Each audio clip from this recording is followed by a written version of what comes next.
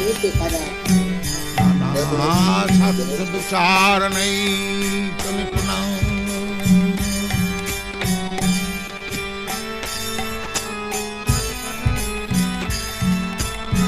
सद्धर्म संस्थापक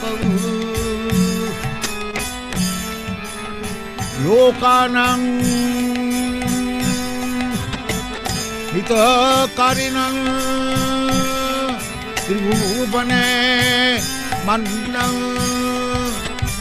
शरणं करो।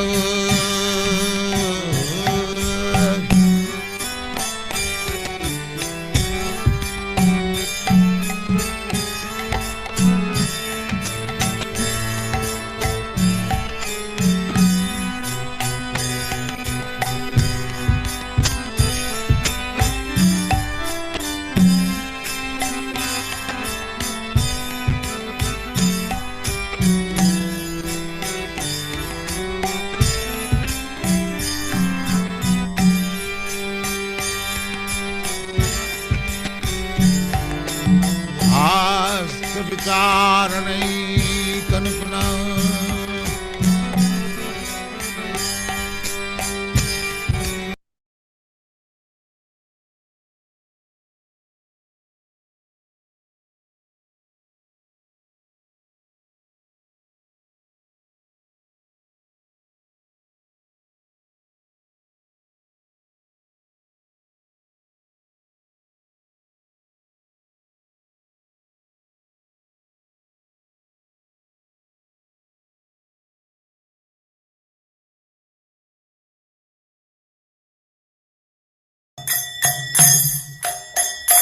जय Radha Madhav पुण्यकारी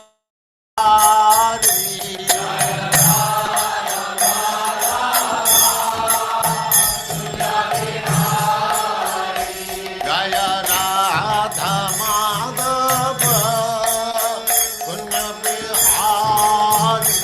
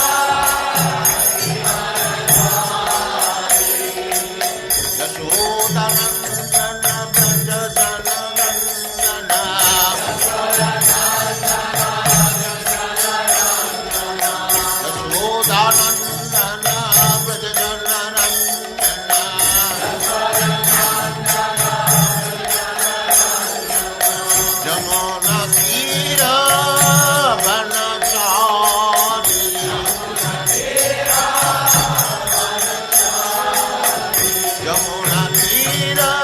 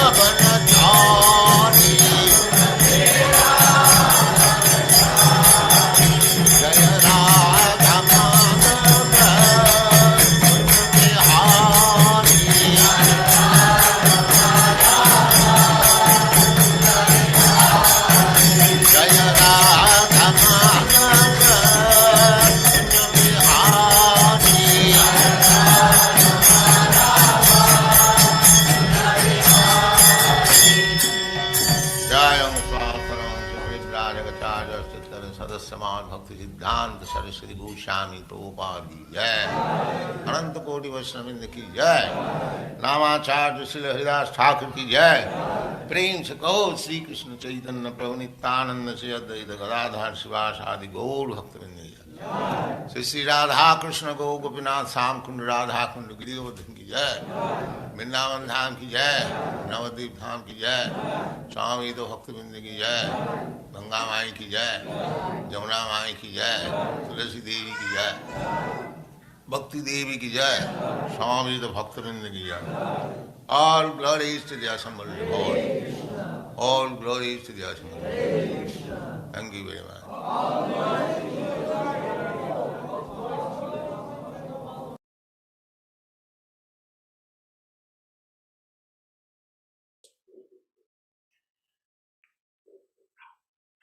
Hare Krishna, Mother. Hare Krishna, you're welcome.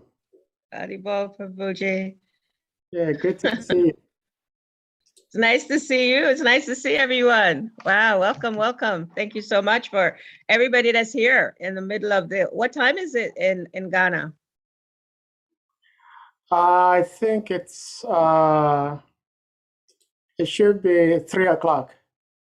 3 in the afternoon. Yeah. On a working day. I'm so very grateful for anyone that's on the call today. Thank you so very much. Yeah. Haribol Saha, how are you? Oh, we did pretty good. Wonderful. So if you're ready, we're going to put the verse on the screen. Okay. And then you may start. All righty. Thank you very much. Okay.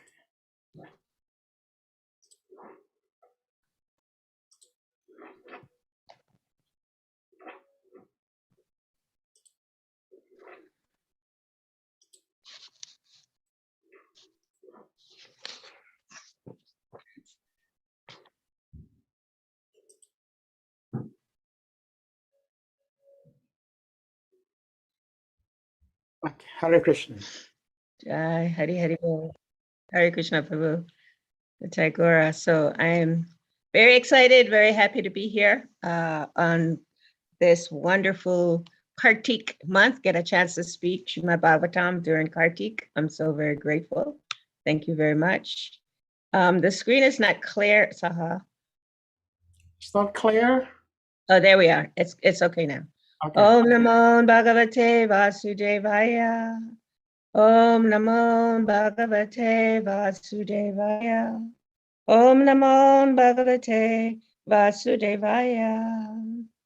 So we're reading Srimad Bhagavatam, Canto 1, Chapter 11, text number 19. And I'll just do the Sanskrit. Varamukhayascha tatasho yanaishta darshanot shukaha lasat kundala nirbata kapalo vadanashriha. And I'll do the word for a translation. Varamukhya, well-known prostitutes, cha and tata saha, hundreds of, yanahi, by vehicles, tat darshana, for meeting him, Lord Krishna, utsukaha, very much anxious, lashat, hangling, kundala, earrings, nirbata, dazzling, kapola, forehead, vadana, face, shriyaha, beauty. Srila Prabhupada's translation. Okay, thank you. Translation. At the same time, many hundreds of well-known prostitutes began to proceed on various vehicles. They were all very eager to meet the Lord, and their faces were decorated with dazzling earrings, which enhanced the beauty of their foreheads. Srila Prabhupada's purport. We may not hate even the prostitutes if they are devotees of the Lord. Even to date, there are many prostitutes in great cities of India who are sincere devotees of the Lord. By tricks of chance, one may be obliged to adopt a profession which is not very adorable in society, but that does not hamper one in executing devotional service to the Lord.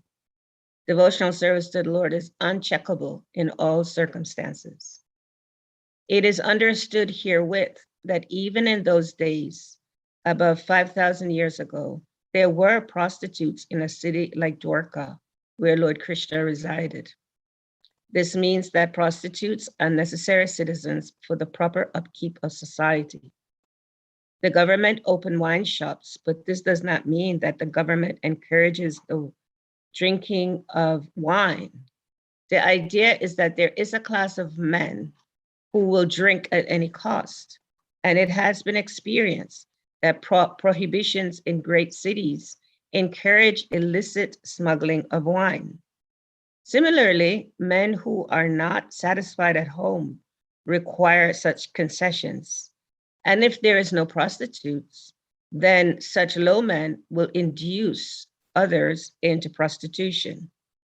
It is better that prostitutes be available in the marketplace so that the sanctity of society can be maintained.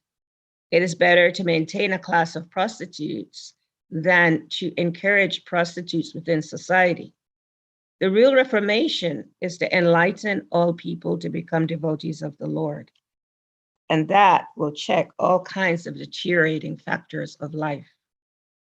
Sri Bivalamangala Thakur, a great acharya of the Vishnu Swami Vaishnava sect, in his household life was overly attached to a prostitute who happened to be a devotee of the Lord. One night when the Thakur came to Chintamani's house in torrents of rain and thunder, Chintamani was astonished to see how the Thakur could come on such a dreadful night after crossing a foaming river which was full of waves. She said to Thakur Bivalmangala that his attraction for the flesh and bone of an insignificant woman like her would be properly utilized if it could be diverted to the devotional service of the Lord to achieve attraction for the transcendental beauty of the Lord.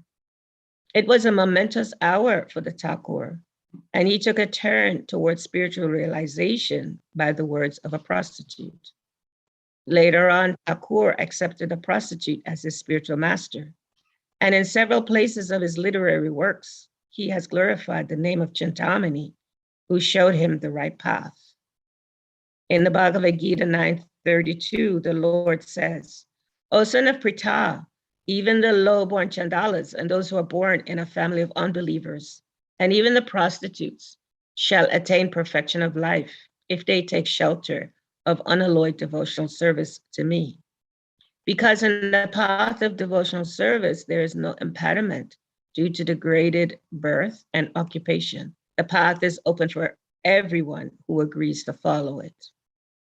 It appears that the prostitutes of Dwarka, who were so eager to meet the Lord, were all his unalloyed devotees, and thus they were all on the path of salvation, according to the above version of the Bhagavad Gita.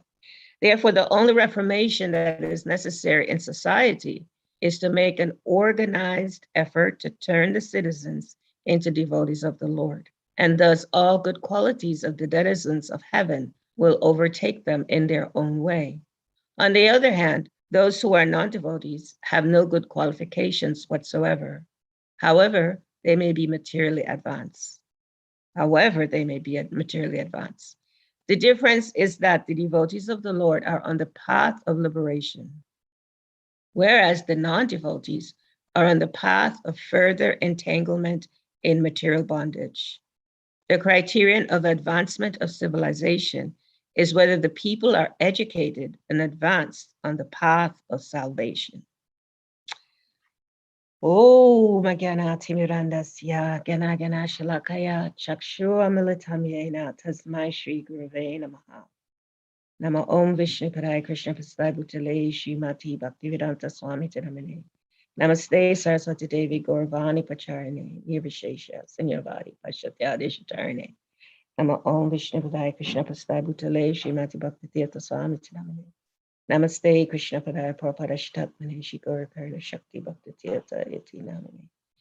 Shri Krishna Chaitanya Prabhu Nityananda Shri Advaita Gadadhar Shivasati Shri Gaura Bhakti. Hare Krishna, Krishna Krishna, Hare Hare. Hare Rama, Rama Rama, Hare Hare. Panchakalpatarubhyascha kripasindhubhyevacha patitanam pavebhyo Vaishnavebhyo namo namaha. Hari Hari. So the translation again.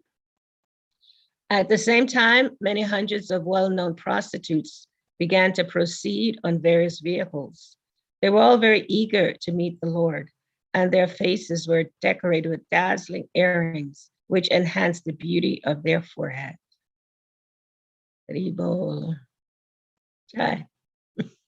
So usually people are very interested to hear about prostitutes. Yeah, this is a topic that it kind of gets people curiosity, to say the least, curiosity, and to really expand on that. Many people have all kinds of judgments when they hear that word, or there may be many different kinds of thoughts that goes on in a person's mind when they hear just that simple word of prostitute. And I was just reflecting when I read this verse last night, how fortunate we are as devotees of the Lord, as Vaishnavas, that we have everything in the Srimad Bhagavatam.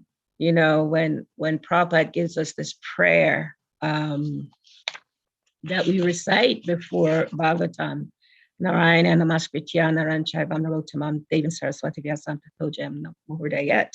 It says, before reciting the Srimad Bhagavatam, which is the very means of conquest, the Srimad Bhagavatam, one should offer respectful obeisances unto the personality of Godhead Narayan, and unto Narayan Rishi, the supermost human being, unto Mother Saraswati, the goddess of learning, and unto Srila Vyasadeva, the author. So that's in the first canto also. I believe it's the second verse of the first canto. No, maybe it's the second chapter in the fourth verse. So this Srimad Bhagavatam is such a, Prabhupada calls it the cream of everything, the cream of understanding, the cream of everything, because everything is in the Srimad Bhagavatam. Who would think that in terms of understanding the Lord, in terms of understanding our relationship with the Lord, that we'll find this information, understanding about prostitutes, especially when we're talking directly about Krishna. This Krishna is traveling. He's back in Dwarka, and there's all these festivities, and everybody's so excited. They're just so excited to meet with him. And the Prabhupada is explaining in this purport that even the prostitutes, those persons that have that profession, that they were so eager to meet with them. So this theme of prostitute is there even with the Supreme Lord.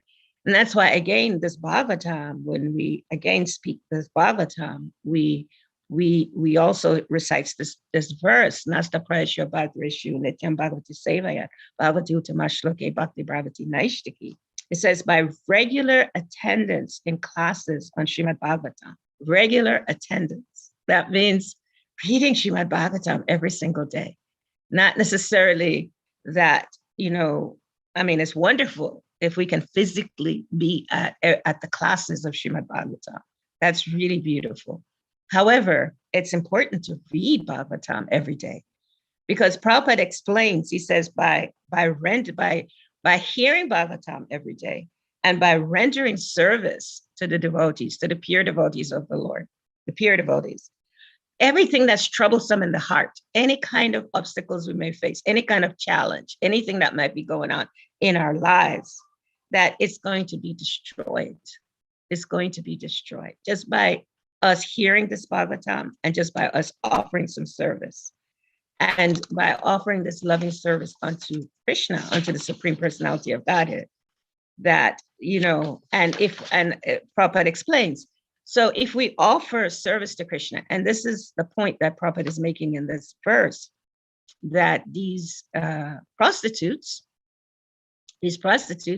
they were actually offering service to the Lord. What was their service that they were offering to the Lord? They were making themselves beautiful, and they were making themselves happy. They were very happy that Krishna was coming into Dwarka. Krishna is returning.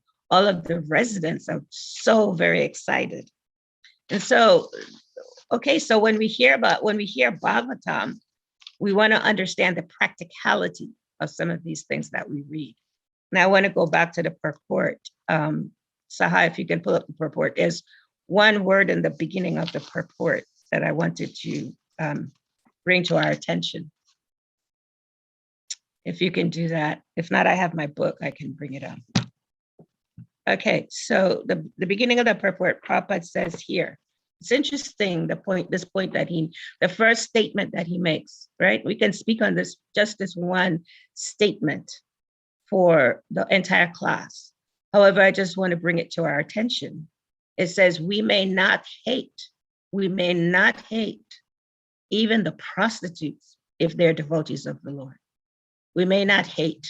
So this word hate, when we check into the Bhagavatam, when we look in the Bhagavatam, there's so many pastimes, where there are expressions of hate in different situations, in different pastimes, different activities. And we learn that when we engage in this emotion of hate, that it actually brings a very destructive consciousness. And so we learn from the Srimad Bhagavatam, when that emotion of hate is expressed in different pastimes, we see how, even great kings have fallen, and we see how many beautiful, wonderful cities fell apart because of this word, hate. So Prabhupada starts it by saying, he starts this purport, don't hate even the prostitutes if they're devotees of the Lord. And so that's another point, if they're devotees of the Lord.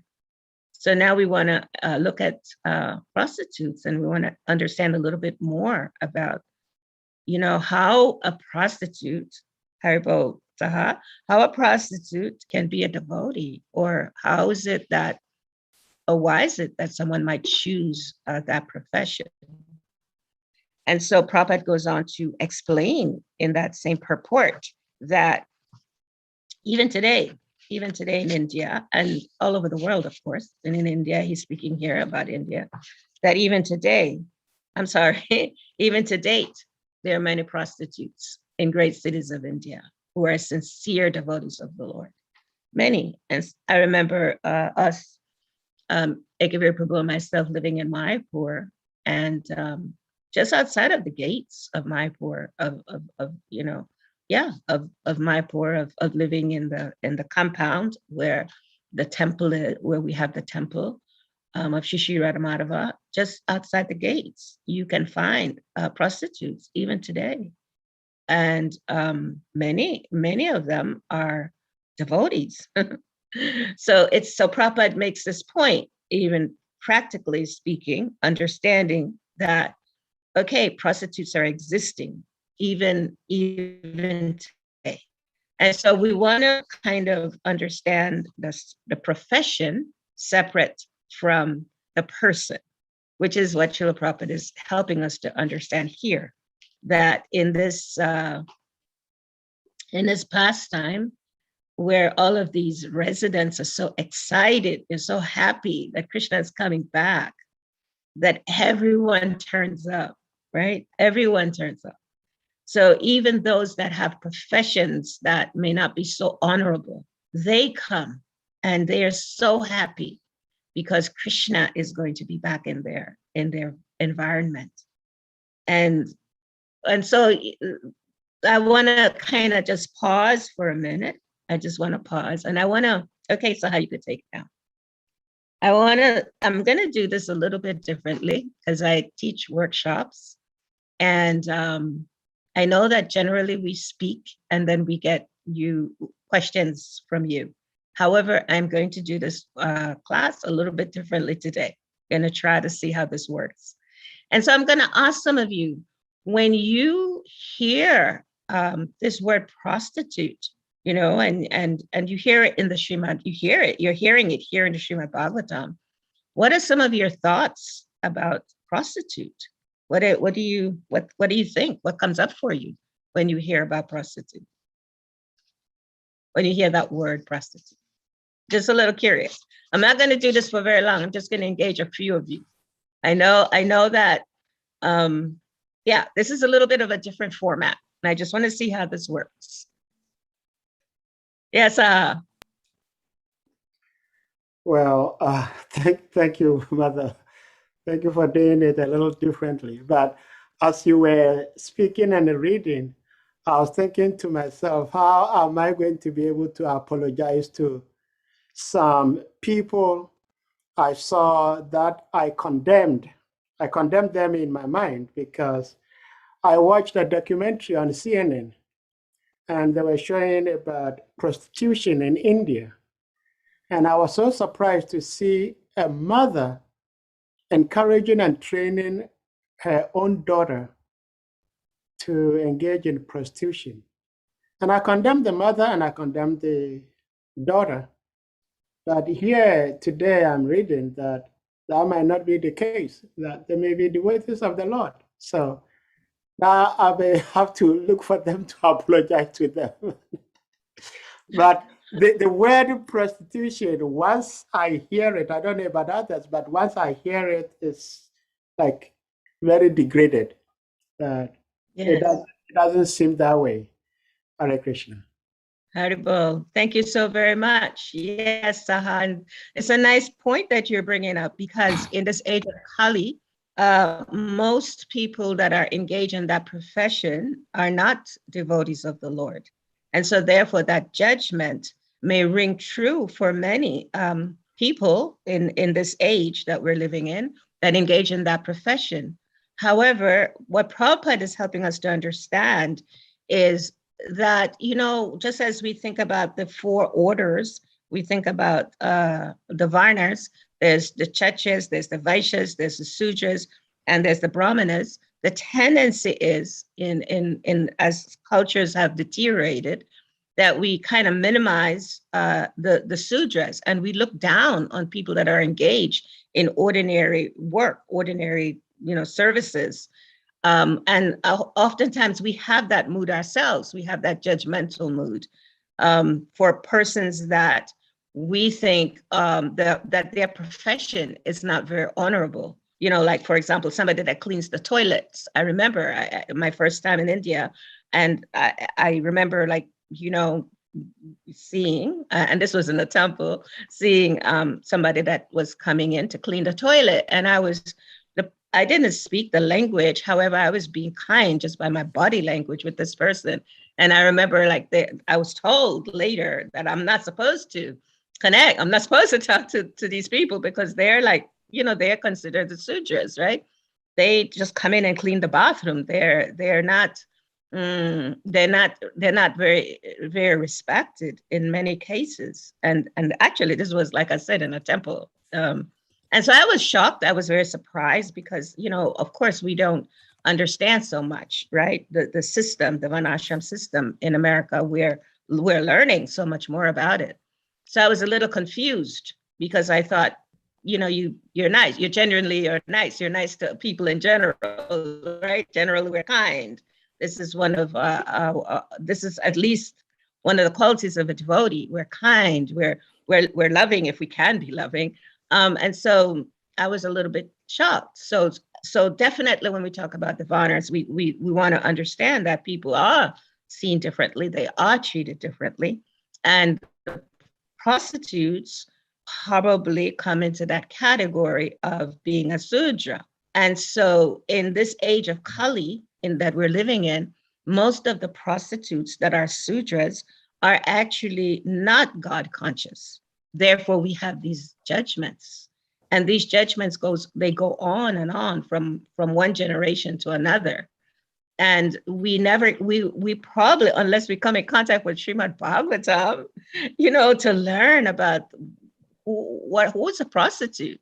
Prostitutes can be teachers, and this is what we're learning from this pastime with Bimalmangala Thakur.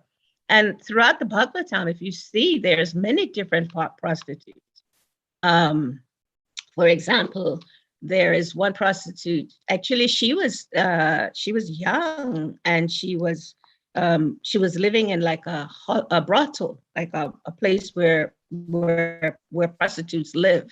And she was the one of the servants of Kamsa at the time of Krishna, when Krishna was traveling to Mathura. And if you, many of you know this pastime of Kubja, and you know that she had a hunchback, and she served. She saw Krishna. Krishna was so beautiful, and that's the same mood that we're experiencing in this pastime now today. That Krishna is so beautiful that it attracts everyone, no matter what their varna, no matter what their ashram might be. Everybody is attracted to Krishna, and so this Kubja, when she saw Krishna and Balaram, she became overwhelmed by the beauty of Krishna. I mean, I'm sure many of us have seen sometimes, just even in our lives, you know, we see some human being that's just very beautiful, and we just stop in our tracks, like, whoa, how can this, you know, like, this person is so beautiful, right?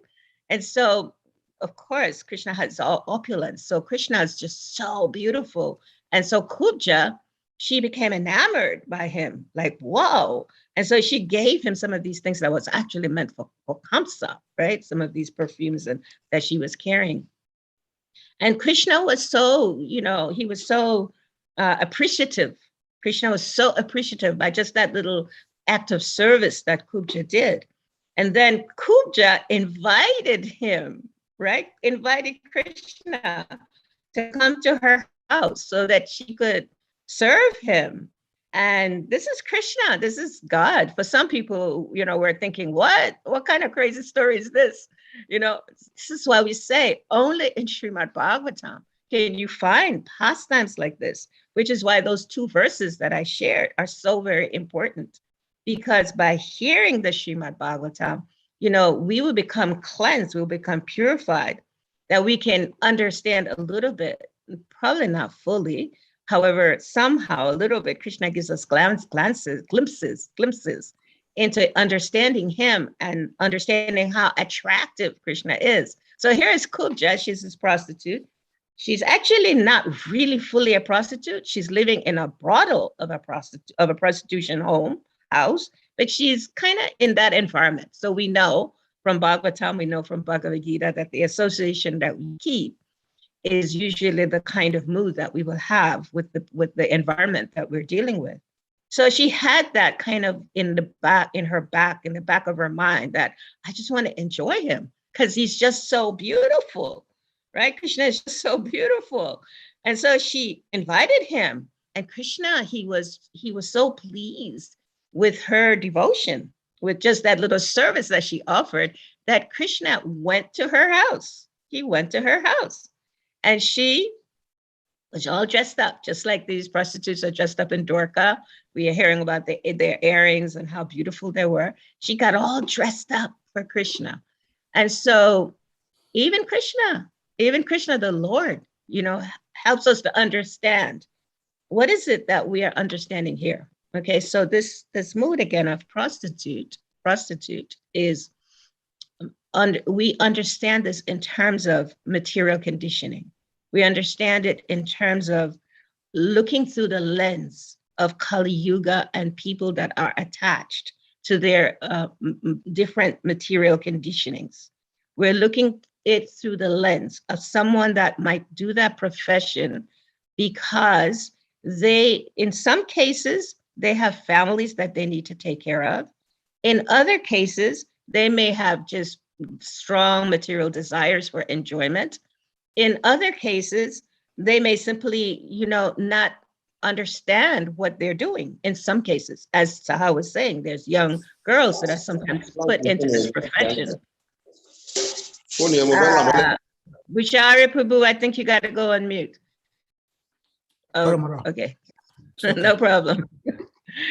All right, we're good. Thank you so much. So yeah, you know, like, so there's different reasons why someone might take that profession in Kali Yuga.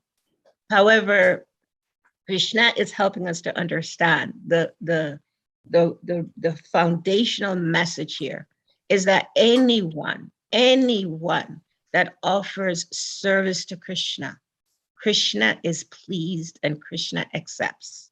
It does not matter what the person do, does not matter what the profession is of a person, right? It does not matter how someone is even doing what they're doing. In this case, somebody is giving their bodies to be utilized.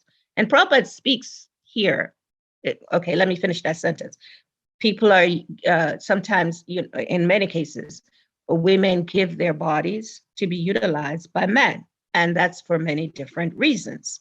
So the tendency, though, is if we are going to judge someone because of their profession, then we got to look at all the different types of professions that may not be so honorable, right? We may need to look at that.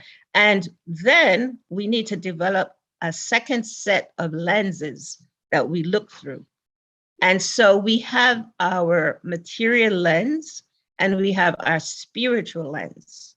So now we got to, by the mercy of the spiritual master that has brought us out of this darkness of ignorance, we're now able to look at this word prostitute through spiritual lenses. That's a totally different, absolutely different perspective than looking through material lens, even though they're doing the same thing. Isn't that amazing? The prostitutes in Dwarka, they also was giving their bodies to men, right? We hear the story of Chintamani and Bimalmangala Thakur. So she was giving her body to Bimalmangala Thakur because he was obsessed. He was obsessed with her. And we hear so many stories. We hear the story of Ajamil, how obsessed he was, with the prostitute, that he gave up even his varna of being a Brahmana. Even Bimalmangala Thakur, he was this amazing Brahmana, this person that was very knowledgeable about the Supreme Lord. And he gave it up for this prostitute. Yet this prostitute, when we understand through spiritual eyes, she became his teacher. She became the teacher of Bimalmangala Thakur. So here's the story, right? Prabhupada is giving it to us in the Srimad Bhagavatam. It's like, here's a gift for you. I'm giving you this gift so that you can understand what the mood is of people that want to serve God, no matter what they might be doing. If their foundational understanding is that they want to serve God, then that is what is important. That is what is key for us to be looking at. So now I'm going to ask you, Sahade spoke about the material understanding of prostitutes, which really is couched, in judgments and blaming and minimizing and just, totally not respecting. This is the material understanding of a prostitute. And so now Krishna is giving us an opportunity to understand the spiritual mood of a prostitute. And now let's see what thoughts that bring up for you. So maybe somebody here might be able to share with me some thought that might be happening, or maybe some feeling. What feelings do you get, or what thoughts do you get about prostitute from a spiritual perspective? Let's try something. Haribo, my dear friend, how are you? Maybe, can you hear me? Yes, I can hear you. Spiritual perspective, Prabhupada was mentioning that when someone is not steadfast, going from one spiritual order to the other, from one to the other, is like a prostitute. That means you practice so many spiritual organizations, seeking for spiritual knowledge and enlightenment, instead of being steady in ISKCON, according to Prabhupada. See, it's like a prostitute. So that can be considered as one who is jumping from one order to the other in search of spiritual knowledge.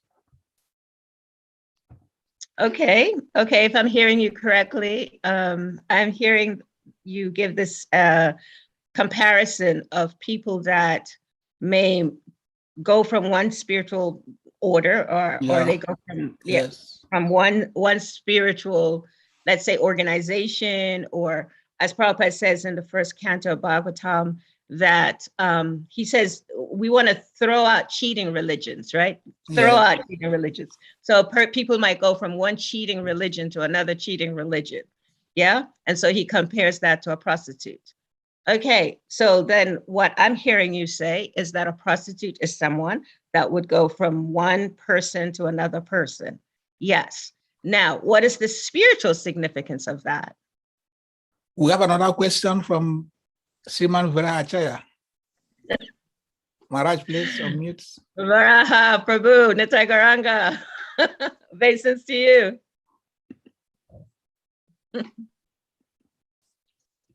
I'm seeing your hand. I'm not hearing you though. I've seen some of the photographs from Lome today. Okay, can you hear me? Can you hear me now?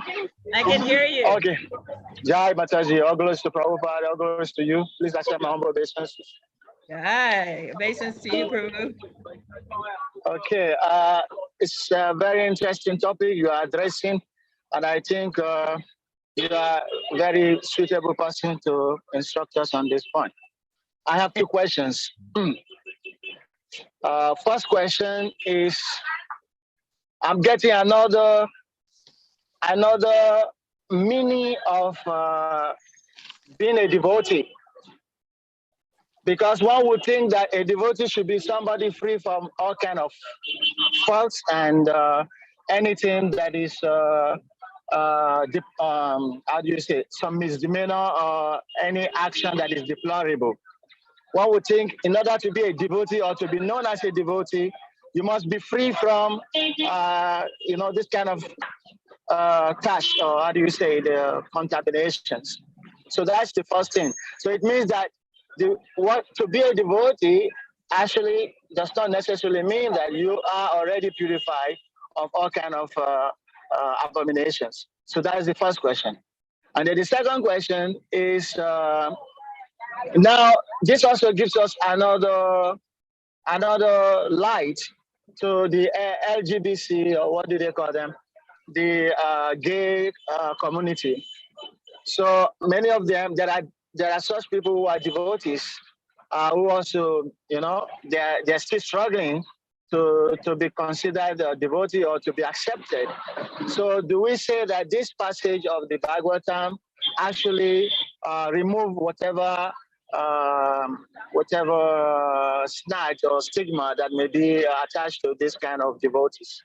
So please, can you kindly throw light on these 2 points? First, in order to be a devotee does not mean that you have to be free from any kind of contamination. And then secondly, the LGBT community can actually be accepted as devotees based on this passage. Hare Krishna. Thank you so much, Vraja Prabhu. I am just so grateful that you are on this class, and I'm honored, actually. I'm so honored. I was sharing actually, that I was. Yes, Prabhu. Actually, I'm driving. I'm out on food distribution. So this hour actually is difficult for me, but I want to be purified during this Chaturmasya, at least struggle, manage to hear some Bhagavatam Venkata. I'm right in the middle of the town driving. Okay, well, So that's what I'm actually lucky to be here. I wanted to share with you that Lome is one of, besides Ghana, Lome and there's some other place, Calabar, that are my favorite cities in all of the world. So that you have this opportunity to be driving around is like amazing. Anyway, in answer to your question, firstly, the LGBTQ community, they even in the time, if we look at some pastimes where let's say Arjuna, at a point in the Mahabharata, there's a place in the Mahabharata, I believe, where he took on that role of like a eunuch, right, for that year, that time, 1 year or something like that. He was a eunuch in the court, in the court so that he could be like, that's one of his disguise. And when we read about the different pastimes in the Bhagavatam, we know that people that were LGBTQ, that term did not exist, that those personalities were actually also in the Bhagavatam. That's what we said. Bhagavatam gives us everything. Now, are we going to be moralistic judges as far as the LGBTQ community is concerned, that's our choice. Sometimes we choose to be judgmental. In many cases, many people are judgmental, right? However, there is a verse in the Srimad Bhagavatam in the 5th canto, I believe is the 18th verse, and it says, this is Prahlad Maharaj, it's a very famous verse, and he says, may the entire universe be blessed with peace and good hope. May everyone driven by envy and enmity become pacified and reconciled. May all living beings develop abiding concern for the welfare of others. May all living beings develop abiding concern for the welfare of others. May our own hearts and minds be filled with purity and sincerity. May all these blessings flow naturally from the supreme benediction. May our attention become spontaneously absorbed in rapture of pure love unto the transcendent Lord. So that's our prayer. That was Prahlad Maharaj's prayer. He gives us this prayer. And so we're always in that mood of offering prayers for others in whatever status of life they may be in whatever choices they may be having, right? Because we have in our own institution, many of Srila Prabhupada's first disciples that actually had some of those different kinds of tendencies. And they became, in our institution, they became very great servants of Srila Prabhupada. They changed a lot of people's lives, actually. So again, this judgmental understanding is based on our choices. And unfortunately, based on our cultural kind of experiences, right? If we come from a culture where we're told from generation to generation to generation that certain things are not acceptable, then of course that's going to be passed down. Now, Prabhupada is not condoning those behaviors. He's not saying it's okay, to engage, because we can find, stories that share with us that, there's a paradigm of people engaging in certain behaviors that makes it easier to access love of God. However, at the same time, it's important for us, especially as Vaishnavas, to understand that Krishna Paramatma is in everyone's heart, is in every single person's heart. And therefore, if we are to develop this mood of may all living beings develop abiding concern for the welfare of others, then that's the mood, right? And Prabhupada also says, if a person chants Hare Krishna just once, just one time, if they just chant Hare Krishna one time, they are a devotee of the Lord. They are a devotee of the Lord. So now, are we that mood of being a judge of others? The question is, how does that nourish our bhakti? Because we do understand that there's offenses, to the devotees. And if a person just chant Hare Krishna once and they're a devotee, just one time, Prabhupada said, even to see a Vaishnava, even to see a devotee is like a blessing. So it's kind of, thank you for that question, because it brings us to this real understanding of how am I personally reflect and go inside within myself. How am I affected by the cultural norms that I might have experienced in my life? And how does that manifest with the people in the world? And that's the purpose for this verse. Prabhupada is saying to us, yes, prostitutes are seen in a certain way. Actually, there's a class, there's a morning walk with Srila Prabhupada, and this walk is with Giriraj Swami. And Prabhupada is saying, yes, there are many, many prostitutes. This is in Mumbai in May 1974. So this is Giriraj Maharaj. He's reading. He says, she frankly proposed to Krishna. This is Kubja, right? Kubja proposed to Krishna, and Krishna accepted. And he says, my dear hero, I cannot leave you. And Prabhupada, this is Prabhupada speaking. She was a prostitute. She was a prostitute, but engaged in Kamsa service. So in India, the prostitutes are engaged as maidservants in respectable houses during the daytime. They serve in the same house, and at night they become prostitutes. There's a class of men, as Prabhupada says. It's actually a protection for that class of men that needs to go outside of their either, their marital situation or whatever it might be. I mean, he's referring to that in the purport, that needs that type of companionship. And so Prabhupada continues, so there are many prostitutes. And he tells a story. He says, one prostitute, when we were boys, she was coming to serve my mother as a lady barber. There is a lady barber for serving the ladies. And at night, she was a prostitute. She was standing as a prostitute. And he says, good relationship with the neighborhood. There was no enviousness. She's doing her own business. That's all. There was no disturbance. This is Prabhupada speaking this. So then this devotee Bhagavata, he says, so then it is looked on as a necessity in the society. Prabhupada, yes, prostitute is necessary. Otherwise, these rascals, they will pollute all women. Now, Prabhupada speaks about women and he says, women are less intelligent. Well, here's this one about men. These rascals, they will pollute all women. Therefore, for the rascals, there must be some provision. Just like open up wine shop. Let me start giving this example.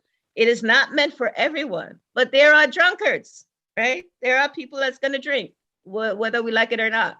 This is the nature of material world. This is the world we live in. People have different kinds of desires. They make different choices.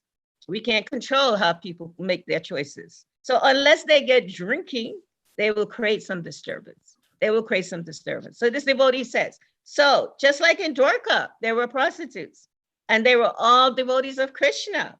Prabhupada, yes, there are many devotee prostitutes. Bhagavata, so he says, so that was their service, not their service, but that was their work. Prabhupada says, yes, Bhagavata, but still they were devotees of Krishna. So even he's a little bit confused, right? This is Prabhupada's disciple. Prabhupada, yes, that is their profession, their livelihood, but they're devotees. Then he gives this example. He says in Calcutta, there's a big temple. It is called Kancha Kamini's temple.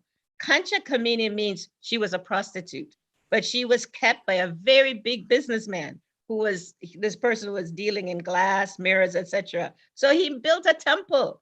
He built a temple for her. He built it even with glass and mirrors, and he called it Kancha. Therefore, it's called Kancha. It's called Kacha. Kacha means glass. Kacha Kamini, that's the name of the temple that people go and worship. He says, and he says he thinks in this way people can be saved, right? You go to this temple and you pray, right? And so people can then give up their material conditioning, their material desires. That is also necessary, but not as necessary as this Krishna consciousness. So that's the key. Everybody needs to act according to their profession. At the same time, simultaneously, we incorporate Krishna consciousness, and gradually, whatever may be there, whatever we do that is not, it's not helping us to develop love of God.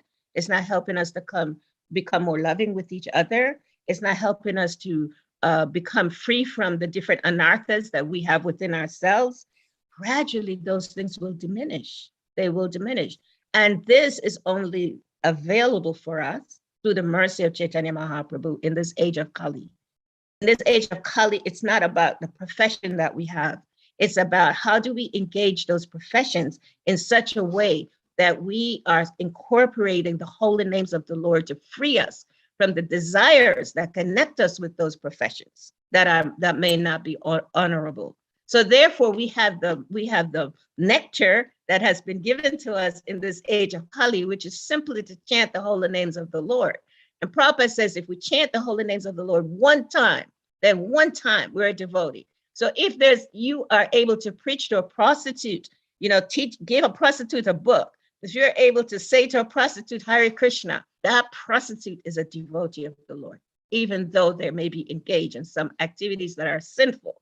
Now, yes, the fact is they need to be, that process, it's definitely, they can't just chant and then not, engage in some service. Because as we chant, of course, chanting is a service to the Lord. It's a glorification of the Lord. It's a connection with the Lord. However, as we chant, then the more we chant, the more we want to engage in more and more and more service, whether it's studying Srimad Bhagavatam, whether it's food distribution, whether it's taking care of the cows, whether it's sewing for the Lord, deity worship, whatever it is, it gives us more desire to want to engage in those services. We cannot in any way minimize the potency of chanting the holy names of the Lord. That's the point that Prabhupada is helping us to understand. And as I was sharing, there's many, many prostitutes. There's the story of Pingala.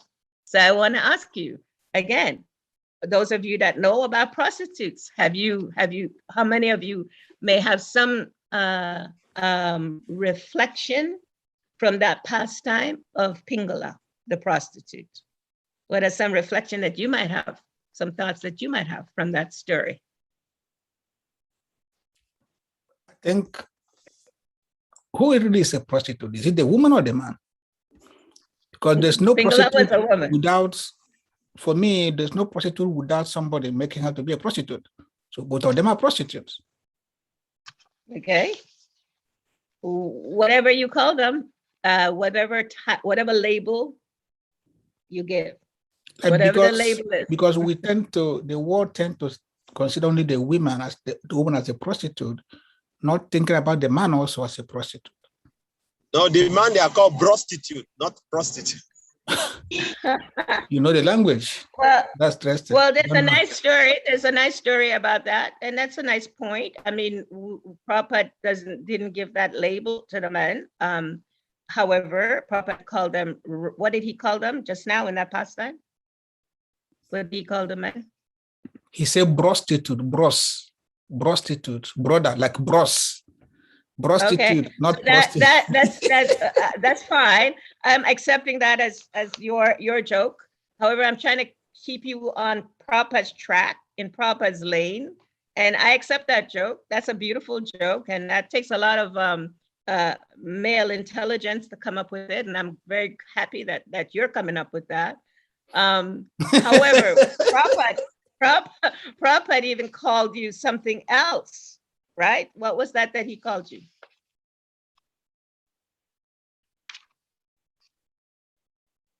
Prabhupada, what did he call? Yeah, what did he say? What did he say about men that also engage women rascals. In this act? This rascal? Yeah. Yes. Yeah, he said something even a little deeper than rascal. He didn't say rascal. He says these rascals will pollute all women. Just imagine. Yes. Just imagine. Just imagine. I mean, imagine that someone is saying to you in a male body that you have desire to enjoy this material connection with a woman, doing sinful activity, and you might want to do that to all women in all of the world.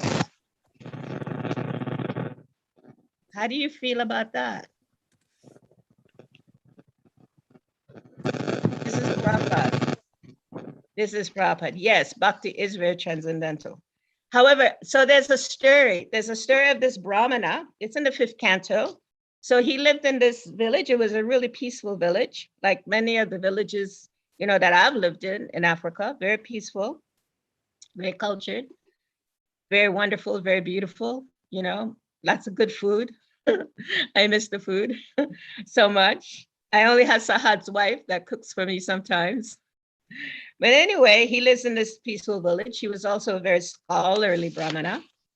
And he actually, there was a prostitute that lived across from him. And he would become very disturbed about her, right? And her activities. Very, very disturbed. And so he became so disturbed in his mind because this prostitute was engaged in that activity, that when he left his body, according to this pastime, he himself had to engage in a activity, right? In activities of prostitution. And the story says, I'm not sure if this, he says that this Brahmana grew so disturbed that they both died. They both died at the same time, right? The prostitute and the Brahmana. However, to the Brahmana's surprise, the Vishnudutas, they came to get the prostitute, and the Yamadutas came to get him. He was a Brahmana. And so then he's like, what's this? How is this possible? I'm like a Brahmana, I'm studying the scriptures every day. And, this prostitute, I'm just watching her engage, as you said, with different women, with different men, right? And so both the Yamadutas and the Vishnudutas replied. He says, Brahmana, there's no mistake, no mistake. While you're so busy meditating on the lowly activities of the prostitute, she listened to you recite the Bhagavad Gita and prayed that she could one day elevate herself to your position. In this way, the prostitute achieved liberation and you degraded yourself, right? So this happens. So the moral of this story is, it's not so important what we're doing externally, but it is important what is our attitude and what is our thinking. And so Prabhupada, of course, keeps us in track when he tells us in Bhagavad Gita 8.5 and 8.6, right? Antakale chamam eva. So whatever we think about at the time of death, that's what's going to happen. So here was this prostitute. She was just listening to this Brahmana recite the Bhagavad Gita, and she got liberated. Same thing with Pingala, right? Pingala, she's a prostitute, high-class prostitute. She was like living in a palace. And so she's waiting and waiting, one night. This is one night of Pingala. You can find this in the 11th canto. She's waiting for the men to come. And she's just thinking this man will come, she will get paid, blah, blah, whatever. And she's waiting. And she's all dressed up and, she's just like, she's a good prostitute, Men go to nice looking prostitutes. They like that. She's waiting, but nobody came. No one came. She's devastated. No one came. And in her devastation, she realized how stupid of me. She's like so frustrated, right? In her frustration, she's like thinking, how stupid of me. Why am I not meditating on the Supreme Lord? She had understanding about the Lord. That was her profession. That was what she did. That's just like somebody that cleans the bathroom. They clean the bathroom, but it doesn't mean that they're, just a bathroom cleaner. So that person just, they can be a bathroom cleaner and also be a devotee of the Lord. So she is this prostitute, but she's a devotee. And so she laments. She starts lamenting. What is it? Why am I waiting? Why am I waiting for someone to come? Why am I letting this type of disappointment lead my life? And so Pingala, if we study her story, from Srimad Bhagavatam, we will learn from Pingala how disappointment and frustration can turn us to take shelter of the Supreme Personality of Godhead. So she's one of the 24 gurus, right? That we hear about. We hear about the 24 gurus. And so she's one of them teaching us how we can use just our frustrations, just our disappointments, just the things that don't work out in our lives, the way we think that they're supposed to work out. In her case, she's waiting for this man to come that did not come. Right? So how many things are we waiting for in our lives? Every single day, what are we waiting for? Is it more money? Is it a nicer house? Is it more kids? What are we waiting for? that we may not get, that makes us frustrated and disappointed and angry and disturbed and all of the emotions that you can think about, all of the feelings that may be there, right? In a day, just look at ourselves in a day and reflect. I didn't, my business didn't work today. I didn't get the money that I needed to get today. Just check ourselves out and see how that disappointment can direct us to the Supreme Personality of Godhead. That's what Pingala taught us. That's the prostitute. And then we have the prostitute of Chintamani that Prabhupada is speaking about in this verse, right? So Chintamani, she was just like amazed at how Bibla Mangala Thakur was just like, he would do anything to come to her, anything. We heard the story of what was happening with the weather. We heard the story that he thought he was passing over a stick. Instead, it was a snake. But he was just determined how bad this weather was to get to Chintamani. And Chintamani told him, look, if you was as determined to get to the Lord as you are to me, you would be such a great personality. Did he get the message? Yeah, he got it temporarily. But guess what? Then he went on to, Chintamani told him, you need to go to Vrindavan. You need to go. You need to leave. And he eventually did. And then guess what? He saw another woman. Doesn't that happen, guys? You see women all the time, isn't it? I'm talking to all of you because this word has been so much used to degrade women. And yes, Kali Yuga, women that engage in this activity, they are degraded because they are trying to enjoy their senses. However, there are many women that come to Krishna consciousness, and they're trying so hard. And they may have had some of those kind of activities from the past. Maybe not in that way, but maybe they were unchaste or whatever. And they get labeled and they get boxed and they get not accepted. And that happens in our institution. So it's on you, the man. You have you guys, you're the ones that can make a difference. That's why these pastimes are here. So Chintamani, so this guy, he got attracted. This Bibla Mangala Thakur, he got attracted to another woman. And so that woman, she was married. She went to her husband.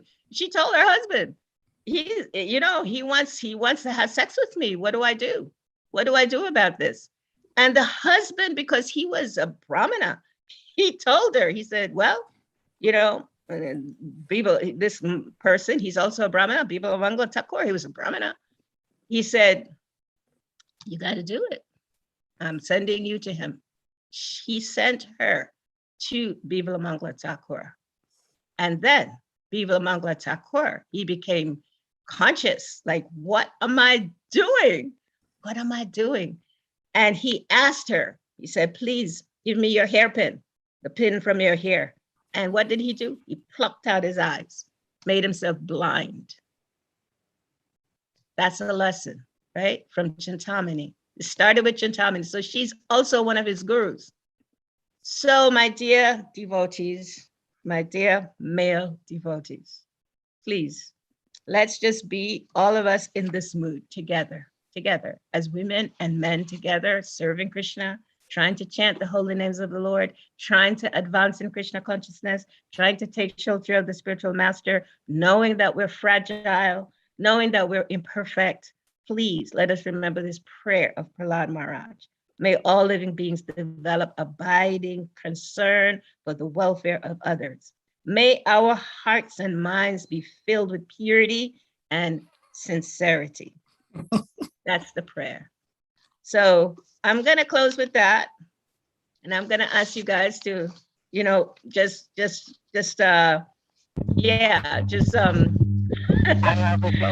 take me out if you need to. Just take me out. Before you go. Varaha Prabhu. Yes, Mataji. This subject is very deep, so please kindly allow me to ask this last question. Okay. Let's say that this verse and all the explanation you have given kind of exempt the kind of sin like prostitution and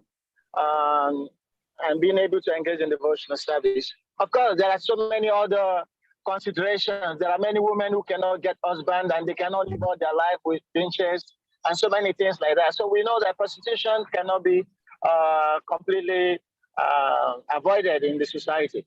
Now, there is another verse in the Bhagavad Gita which kind of exempt other sinful activities if one engages in devotional service. Chapter 18, 45. Sweswe Karmani Eva Dikara state. Krishna said, now listen to me, how everyone can become perfect by discharging their duties, their natural duties. So sometimes people come up, I mean, what about a thief? What about a murderer? I mean, this is their tendency. This is their tendency. And but then they come and bring the money after that. I mean, like churches are doing it and they're encouraging people who are doing all kind of bad deeds. But as long as they bring the money, they consider that they are also devotees. So please, can you throw light on this? That we understood for prostitution, okay? But what about other sinful habits, sinful activities? Like Krishna says, that by engaging your natural propensity in serving me, using the result from that to serve me, then you can become perfect. That's what Krishna says, 1845, 1846. So please, can you throw light on that, Mataji? Thank you. Okay.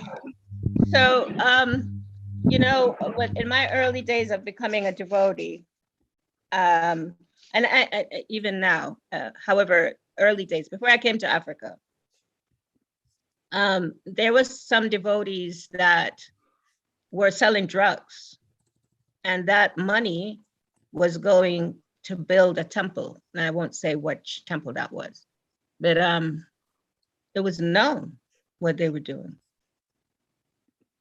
So those devotees, they had the reaction for what they were doing. However, that temple has purified many, many, many, many, many people. Yeah. And there's a devotee friend that I have today that is just an amazing, amazing devotee. You know, he was one of those devotees that was transporting, you know, drugs, and the money was being used for this temple. This devotee went to jail. And that devotee today is such an example for everyone, because that devotee had that experience of what it was like to go to jail. That devotee had that experience of what it was like to do that activity. And today, like I said, that devotee is one of the most amazing devotees you ever want to meet, ever, ever. That devotee is such an example. So sometimes I'm not saying this is right. I'm not saying it's right.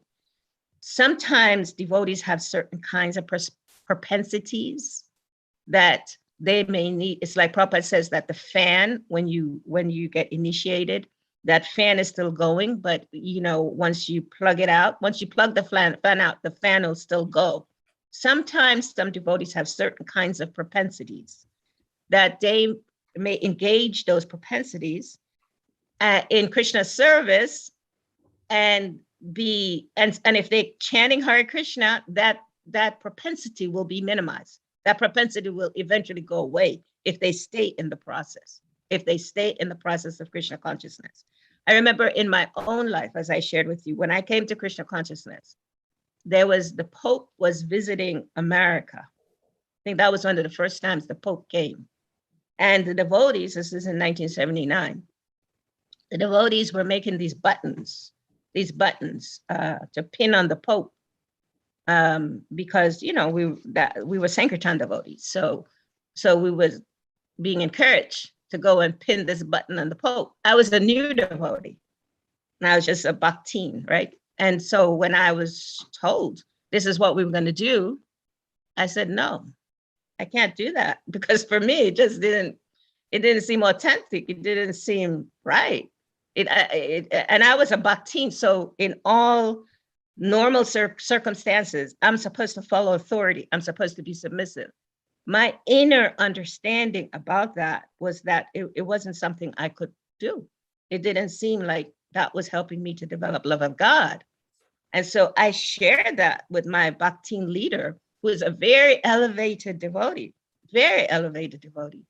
And I said at that time, I'm sorry, I can't do that. I just can't.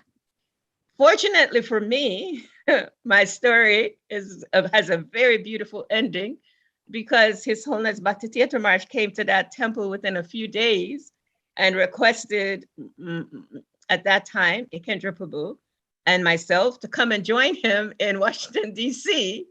And Ikendra Prabhu said, yes, we are coming to Washington, D.C. So I didn't have to do that activity. I just got out of it somehow. Krishna arranged, because within my heart, I knew that was it. How does that relate to love of God? I couldn't understand that, doing that, and maybe because of having some affection for Catholicism, I don't know. I just know how can I go pin on people, pin this button on people, telling them I love the Pope. And I'm like, wait, yes. At that time, I'm new. I'm thinking, this doesn't seem right. Years later, that person that was doing that service approached me and said, you were so intelligent at that, during those years. And I apologize. Because that person actually left Krishna consciousness, So sometimes the point I'm making is that we come into Krishna consciousness with our own different,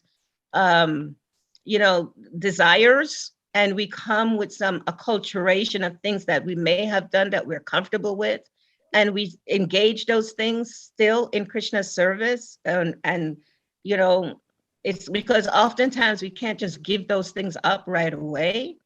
However, if we stay in the process, Krishna says, this is Bhagavad Gita, this is the verse that Prabhupada refers to in this purport. He says, but those who always worship me with exclusive devotion, meditating on my transcendental form, to them I carry what they lack and I preserve what they have. So we are lacking so much. We have we come from just such, at least I could say this for myself, I come from a very degraded culture coming from the West. And so I don't have any kind of devotion. But by the mercy of my spiritual master, the ignorance is being removed from my eyes. And once that ignorance is being removed, I start becoming more aware of the mode of goodness. I start becoming less in the mode of passion and ignorance. That's all Krishna offers us, right? Krishna offers us that. Okay, I hope that's okay for you, Srimad Varaha Prabhu. Hare Krishna, Mataji. Thank you very much. I'm very much enlightened. Hare Krishna. Thank you. Thank you, Mother. I have a question from Ganga Prasad, please. Ganga Prasad, the man that's getting some huge purification living in Vrindavan, some huge love from Krishna. Hare Krishna. Thank you very much for this session. Actually, it's a very, very probing topic, but you did sufficient justice to it. I just want to take advantage of your input to expand the discussion.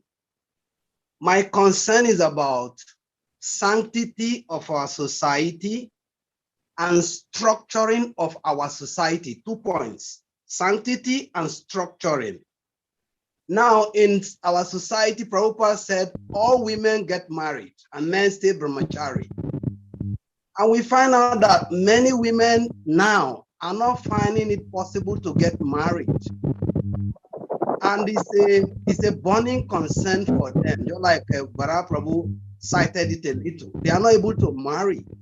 And in the scripture, in Chaitanya Charitamrita, Chaitanya Mahaprabhu had caused some maiden who were refusing to offer him gifts, that they will become fourth wife, fifth wife, or be married to old men. And here we are saying that some segment of women in society, they are engaged by structure of society, by the king, and they do the service of prostitute, but they are devotees. So I want you to use this as a medium. Maybe it's not like imposing, but you can just shed some light on what are the options left to the women.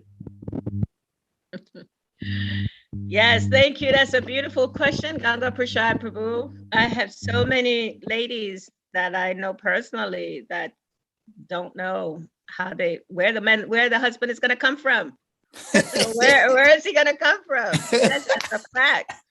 Yeah. And so many of them are also so afraid, right? Because they understand that in Kali Yuga, that many of the males are not trained, unfortunately. They're not trained in how to really care for a woman. This is very unfortunate. This is why we recommend premarital counseling before anybody gets married, because it's an institution that really requires people to really be patient and tolerant and understanding. Now, back to your point, I hear a little bit, and please forgive me if I'm not hearing this properly. I'm hearing a little bit about the kings that engaged, that they were caretaking the women, and that these women, some of them were prostitutes. And and then there's the women that are unprotected. Now, what is a possibility? How can they get protected? What's going to happen? Do we engage men in having more than one wife? I have seen personally myself in material culture. I believe I was in, where was I living? I was living in Ibadan. No. I was in Jos, maybe in Jos. And this was not. I came to Nigeria to work. Actually, at one point, I was working as a conflict resolution person, and I traveled throughout, all of the different states there, and I spent some time. I think it was in Jos, and I had some family friends where the husband had four wives. They each had their own place, and it worked. There were different feelings because it's natural, we're human beings. There's sometimes feelings that come up, but in general, in terms of the structure, as you said, and in terms of the sanctity, the women were being protected, and the structure worked in terms of the male being able to at least economically take care of those ladies. Now, I don't know, in terms of emotionally, some of those ladies definitely had some challenges for sure. However, I think that's there even in monogamous relationships. So what we have seen in our institution is that it didn't work. There have been some males that have actually tried it. Actually, I lived in a place where there was a male that had 5 wives, Krishna consciousness. And it didn't work. It worked in terms of engaging the women in service. The women were going out and doing Sankirtan. As long as the women were out doing Sankirtan, it was fine. When they came back home, though, it's like, okay, who's the wife, right? Who's the wife? Who's going to be the wife? It's a real heavy burden for a male to try to take care of, so many different women. So ultimately, that system fell apart. So that system does not seem to work in ISKCON. Now, what's going to happen? And actually, Prabhupada doesn't recommend it in this age anyway. So Prabhupada is the final word. But what's going to happen to the ladies? I am as confused as you are, Ganga Prasad. I am as sad as you are. And I'm only asking you, Ganga Prasad, Prabhu, will you please take, if you are not yet married, will you please take one of these women? Ganga, please, fast. Hare Krishna, Ma. Thank you very much for the offer. Incidentally, I'm retired as far as these issues are concerned. But then Prabhupada mentioned in one of his purports in Chaitanya Charitamrita that we are not against polygamy. Prabhupada said that in one of his purports. And number 2, my concept or my curiosity or probe is this spread, like you said, marital counsel or premarital counsel for women. If the women are counseled and they can understand that, it's not everybody that's going to have a husband. 1. 2, it's not everybody that's going to enjoy single matrimony. 3, some people will be spillover and they will become society ladies, like we are reading here, prostitutes. But sanctity of society is very important.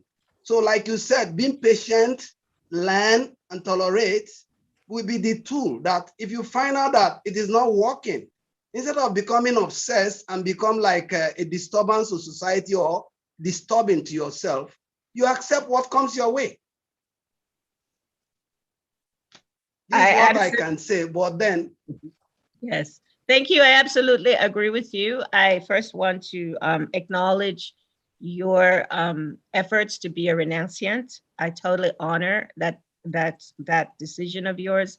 And I totally applaud you for walking that lane, because that's the lane that we all have to walk, whether we're married or we're single, in terms of eventually facing that most beautiful gift that we will always face, which is death, right? That's the ultimate of our beautiful gift that's given to us in this life.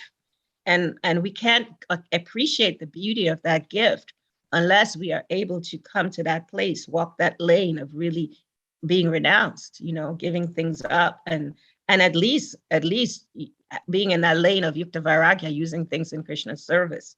So I absolutely applaud you for walking that lane, as I said. In terms of, hey, Heart Chakra Prabhu, oh my Lord, this is a real blessing. Oh my goodness. See, Haribo. Thank you very much. Oh my gosh, this is mercy. I'm getting mercy from all these senior devotees on this call. I know this theme of prostitutes bring everybody together. No, but you see how the honey attracts the honeybee. You are attracting all of us. Yeah, that's because I am a prostitute for Krishna. I can say that. I can say that. And I can say that with all the, everything. I am definitely a one that's wanting to praying that I can give my entire self to the Lord and praying like that. I want to be like Kubja. In any case, though, back to what Prabhu was saying, Ganga Prashad Prabhu, yes, I totally agree with you. Polygamy, I don't know, it requires economic, like a prosperity or at least a good foundation economically. It requires that males be really trained emotionally, because, as we know, women's emotions, has to be nurtured and cared for. And most men are not trained, unfortunately, to understand emotions. Unfortunately, this is a training that we're also offering, how to understand your feelings. And I'm not saying this to make it bad or good. I'm not saying this to trigger anyone's false ego. I'm simply saying that we do need males to be able to understand feelings, emotions, so that they can connect deeper, with their spouses or people that they want to nurture to become devotees. This is important. Polygamy, I think I haven't seen it work. I haven't seen it work. And not that I saying it cannot work. I'm sure it can work if people are mature. It's not, as you said, Prabhupada, in CC, it says that, but Prabhupada also says in Kali Yuga it's not recommended. So he says both those things, just like he said both those things. Women should be married, but men should be brahmacharis. So now, actually, Prabhupada emphasized those who can afford, they should be able to afford it. It's not just a frivolous thing. And the other point, Prabhupada also mentioned in that purport that in those days, like 50 years back, men who were above 50 were still allowed to marry then. Above 50, they could still take another spouse.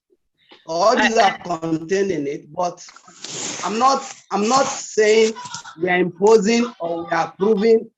I'm only saying, how do we guide the women to comport themselves in practicing Krishna consciousness and accept what comes their way? So that, yes, and I hear what you're saying. I just want to make a comment. Prabhupada also says at 50 years, somebody should go to the forest. So Prabhupada makes many different kinds of statements, right? And we really need to put them in context. Again, I'm not discounting polygamy. I have seen it work even with materialists. As I said, when I lived in the Muslim countries, I saw it work. And certainly emotions were challenged. That's for sure. However, economically, I did see that it worked. And I did see it work. I did see that children were being cared for by, extended families. And it's a beautiful thing. I believe that's because that was the training from from other generations. I believe that's what made it successful. That training was on this slide for me.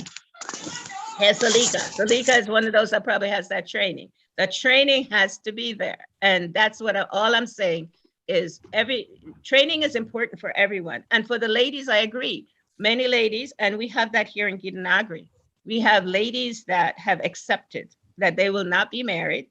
They have their own houses. They have their own land. I have ladies here that have their own land, their own houses, and they're fine. It's like, okay, that's just how what Krishna has put on their plate. And they've made that choice to just be as you are, Ganga Prasad, Prabhu, endeavoring to become a renunciant. So there are ladies like that. Again, it requires training. Mother, I have a suggestion from what Ganga Prasad is saying. Mm-hmm. We always blame Kali Yuga for everything. So is it wrong if we say that women themselves can also take advantage of Kali Yuga and approach any man they love to marry and propose to him? Maybe that one too will help the men to know this woman loves me. Not just waiting for a man to approach them and beg them to marry him. They can also approach a man if they feel that they love this man, but the man is not coming. That's also Kali Yuga. But I think, yeah, and that's been done quite a lot. Women are choosing their husbands today. I mean, definitely that's a part of Kali Yuga. Yes. In these days, women aren't waiting for anybody to choose their husbands or their whatever, their boyfriends. The culture of families caring for each other, and that way is kind of lost in a lot of ways in Kali Yuga. Saradia David is saying on the chat room that the former South African president, that Jacob Zuma, has 4 wives. 4 wives is very small. My father has 6 wives, 47 children. He never divorced any wife, yet he works. The issue is about, are the women really ready to be called wives? Or they want to jump on top of the head of the man? That is the problem. Spiritually, we do have all that in Kali Yuga, right? We have spiritual knowledge, but Kamis seems to have more value about married life than spiritual devotees. That's my experience. Yeah, I mean, like I said, I have actually seen it work. I have seen it work economically. Emotionally, it's a different story. I don't know how well it works emotionally. I have personally had many of the ladies that I've seen in marriages that are polygamous, that they have different kinds of emotions that they need to, address at different times. Now, like I said, that's a human condition also. The only thing I'm sharing here is that if somebody choose polygamy, monogamy, if they choose to be LGBTQ, whatever it is, everyone needs to have training. There gotta be training. You said, if somebody's feeling love for another person, what does that mean to feel love for another person? What is that? Is that feeling lust for another person? What is love? Does somebody really explore what love is? Transforming lust into love. Well, yeah, and that requires training. There's a lot of patience and tolerance. This is what we said it. Transform lust into love, the beggar. Yes, and we can transform lust into love. We can. However, it doesn't happen in a millisecond of just some, hormones connecting with each other. It doesn't. It takes time to work that out. And that's all I'm saying. If you're gonna be, whatever we do, whether the ladies are agreeing to be polygamous, I'm saying, get some training about that first.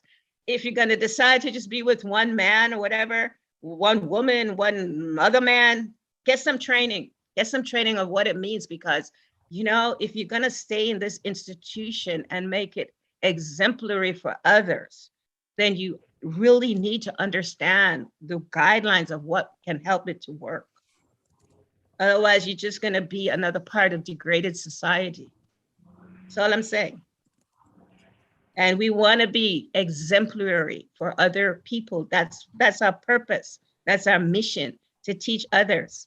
It doesn't mean we're not going to be challenged. It doesn't mean we're not going to fall. It doesn't mean we're sometimes not going to make mistakes. It doesn't mean we're not going to fail, you know, in some areas. And failure is always an opportunity for all of us to keep that in mind. Our mission is to be exemplary for others. That's what these prostitutes did. They were honest. I'm a prostitute, but guess what? I love Krishna. That's interesting. Mata, can I ask a question? Yes, yes, Prabhu. I see Salika also. Yes. Okay. I have two parts of my question has two parts. One is a little bit in relation to what Varaha Prabhu was saying, and the second one is related to what Ganga Prabhu also said. Definitely, we know definitely that in the world today, the women population is completely over the men population. That statistically, that is a fact. But what I think is that in what Guru Maharaj used to tell us, that our duty is to learn how to love in a communal way. A communal way of love. That we don't only see our immediate family as our family, but we should see the general populace as our family. And if we are able to exhibit that type of love, because, for example, if a man has only one wife, it doesn't mean that they don't fight. It doesn't mean that there's no emotional, what we call it, challenges, even with one wife. Yes. So definitely, somebody might have more than one wife, but the fact that there is emotional challenges and all that doesn't mean that that system is really completely ruled out. But what I'm simply saying is that, for example, if I have one wife and I have 10 daughters, they are my daughters, all women, and women need to be protected. Is it not my duty as a father to make sure that I give the required protection to my wife, and at the same time be able to extend my protection to my daughters? It's your duty. It's my duty. And so the idea is, if we really want to show our love for each other as devotees, even though some of the women in our devotional service may not be married, but if we limit ourselves just to our immediate family, like just my wife, and don't try to make myself available when it comes to the form of protection or helping, giving a helping hand to an unmarried woman. You see, sometimes we are so like myopic in our teaching to the extent that some of the ladies themselves, oh, because you are a married man, I don't want to sit in the front of your car. What is this? So, I mean, we have to be able, like you said, I perfectly agree with what you say about training. We need serious training because most of us, we lack training. And that is why our women are having problems. And that is where even the men, we are having so much problem because of lack of training, because we lack that training. So, well, I'm very concerned about this topic that you are sharing, and I greatly appreciate the input that you have given us today. It's so educative that we really need training so that we can be able to take care of the general, like devotees, we should extend our love. We should make our love broad rather than to limit ourselves so much to our immediate family, my wife, my kids, and that's it. If you don't extend yourself to the other mothers and try to help, if your wife needs something, you are ready to buy. If another lady who is single needs something and you don't want to help in that way. I mean, I'm not talking about being lasty about that woman, but you should be able to make yourself available so that if that lady needs help, then she would not even think about not having a husband. If the husband has not come her way, she will not feel that thing. I mean, whatever it is, we are in the material world. We know what can happen, but we should learn how to extend ourselves to each and every one. When Guru Maharaj said we should protect the women and the kids, I don't think he was only referring to our wives. He was referring to every single woman in our society. Absolutely. Thank you for sharing that. Yes, thank you. Yes, so beautifully said. And I agree. Extended family in our spiritual communities are so very important. I believe the training comes for the respect and the trust between males and females, that the female don't think that the males just want to enjoy them, and that the males don't think that the women are there to be enjoyed.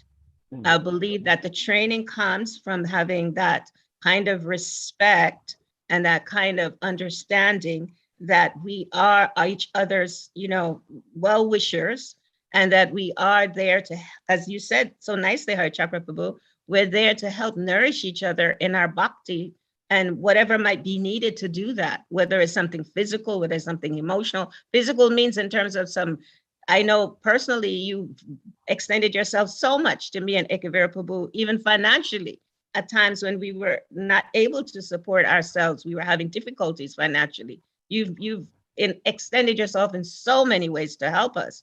So yes, and I know Ekavira Prabhu, he extends himself with all of the single ladies. They all know they can call on him because he's gonna be there. I love that one. Like recently one of the single ladies went away for a week and she needed to keep her house warm, and he had to go there. He had to go there and make her house warm while she was not there. And sometimes she's there and she calls and he goes, because he knows that's his duty. His duty is to make himself available. And I totally understand that. I totally accept that. Do I think that he's going to be unchaste in those situations? For the most part, no, I don't think that. Of course, we never, Krishna, Haribol, Maya is always there. But for the most part, I don't think that. 90%, 95% of the time, I don't think that at all. I know that he's chaste. So I think that comes from training. That comes from training, from understanding this woman. She knows that I don't want to exploit her. I don't want to enjoy her. And so then she's comfortable to let me come into her space. When we don't have that, when we are a little bit not sure, then we might not be comfortable to let someone in our space. But thank you for all of your support to us. We are so very, very grateful. Yeah. So, and that's one thing I always know, we need to know the people that we can reach out to, that will be there to help us. And that's one thing I believe Ekavira Prabhu and I know, that Hari Chakra Prabhu and his family, Sahadeva and their family, they're there for whatever the needs might be. And we're grateful for that. And the second part of my question is, first, please find a wife for Kusha. That is an abomination. That shall not be that way. I actually do need to follow up on that with Kusha. Mother, listen. It seems the color of my palm, the color of my hand blends with my background, so nobody saw that I raised up my hand. But I've raised up my hand. Yeah, also Salika's hand has been up for a little while too. Salika Prabhu. You see, I am ahead of him, but I will let him go because I asked the question already. Salika Prabhu. Yeah, Hare Krishna Prabhu. Please first, Mother, please kindly accept my respectful obeisances. Thank you very much for this wonderful motherly lecture. Your lectures are always motherly in nature. You always come with that mood of being a mother to everyone, and it's very, touching to the heart. Actually, I raised my hand at a point when the issues about the topic about polygamy was coming up, and Ganga Prasad was quoting Srila Prabhupada's purport. Actually, that purport is Chaitanya Charitamrita Adilila for chapter 14, I think there's number 48 or 58. And I was going to read that out because in that purport, Srila Prabhupada actually mentioned that the circumstances where Prabhupada actually gave consent for polygamy, he explained in that particular purport. It is in that purport he mentioned that 50 years ago, polygamy was still practiced. But Prabhupada was very meticulous in his application of Krishna consciousness, and he taught us Desha Kala Patra, that is time, place, and circumstances. And Prabhupada in that purport said clearly that in that purport he said that the Krishna consciousness society, that there's a restriction on illicit sex. So then the practical difficulty is to find an husband for each and every girl in the movement. So we therefore, based on that circumstances, allow for polygamy. But of course, if depending on if the man or the husband can provide that that support for the second wife.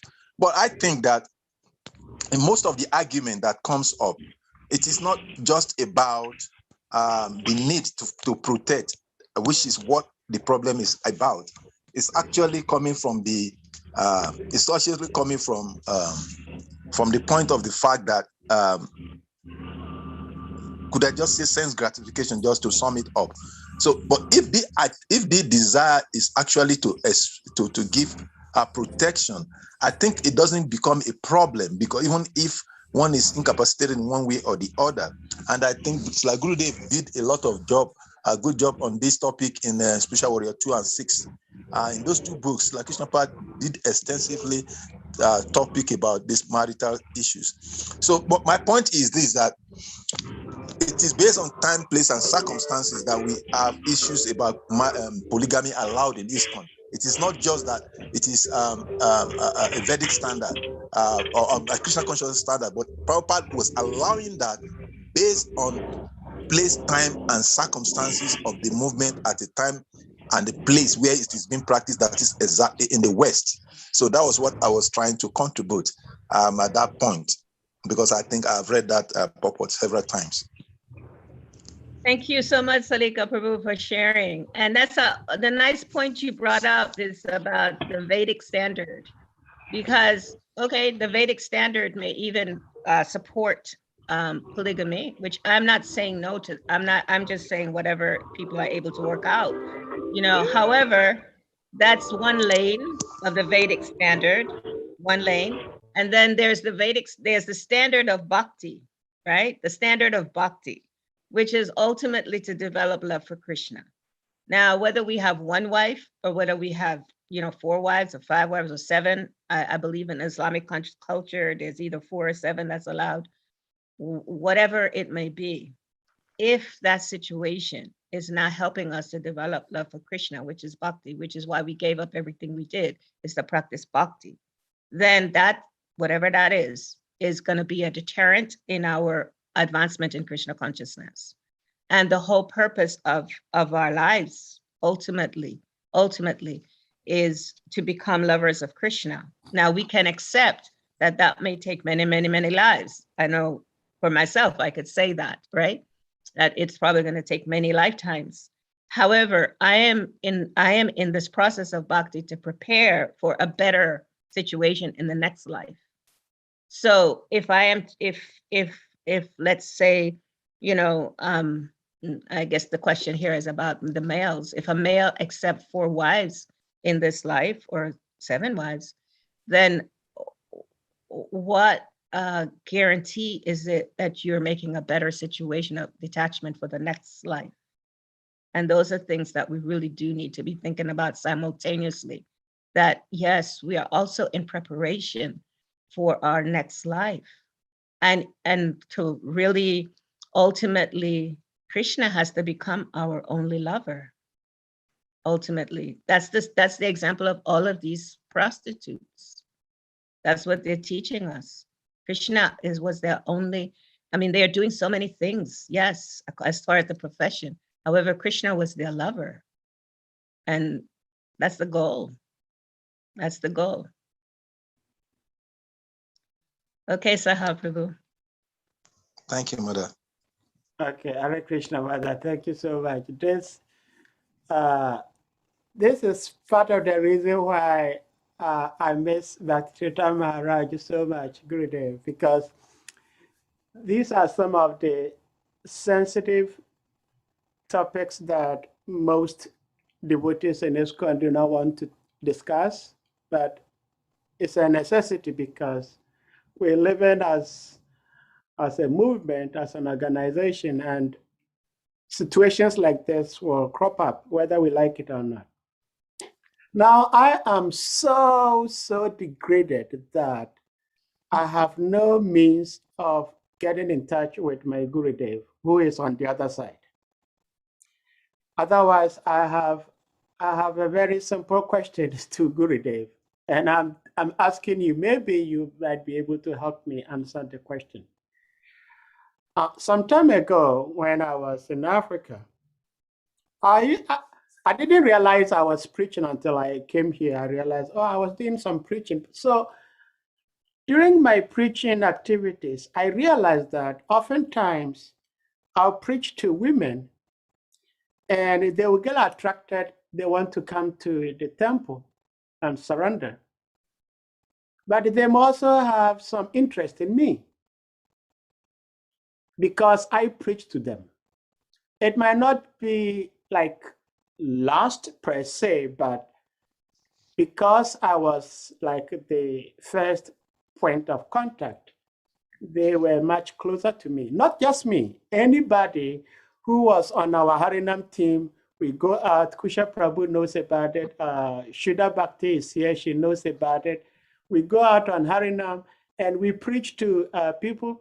Radha Kund was too little, she wouldn't remember, but she was also there. But what I'm trying to say is, you go out, you try to make a devotee. The person comes, and once the person tries to get closer to you and you start giving distance, then the person thinks, oh, this person doesn't like me anymore. Oh, Gopinath Prabhu is also here.